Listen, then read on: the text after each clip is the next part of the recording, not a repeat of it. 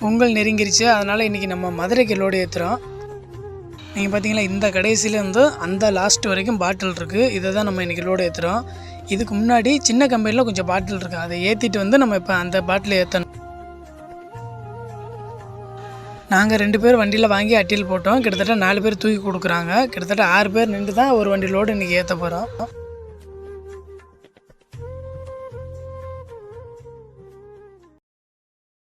பாட்டில் சீக்கிரம் லோடு ஏறிடாது. ஏன்னா 1-2 பாட்டில் கண்டிப்பாக டேமேஜாக இருக்கும். கவனமாக தான் நம்ம ஏற்றணும்.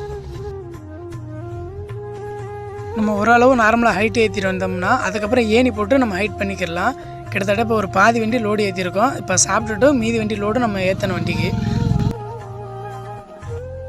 மதிய சாப்பாடை முடிச்சுட்டு நம்ம வண்டியை ஸ்டார்ட் பண்ணிட்டோம். ஸ்டார்ட் பண்ணி பெரிய கம்பெனிக்குள்ள ரிவல்ஸ் கொண்டு போய் நம்ம சைடில் உள்ள பாட்டில் ஃபுல்லாக நம்ம இப்போ ஏற்றணும்.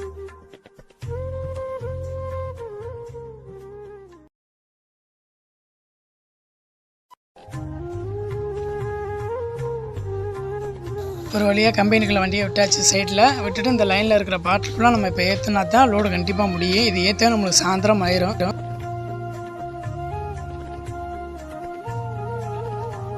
ஓரளவுக்கு மேலே ஹைட் ஆயிடுச்சுன்னா இந்த மாதிரி நம்மள்கிட்ட படி இருக்கும். படிக்கு மேலே தான் தூக்கியாந்து அட்டியில் போட முடியும். அப்போ தான் ஹைட்டுக்கு லோடு ஏற்ற முடியும்.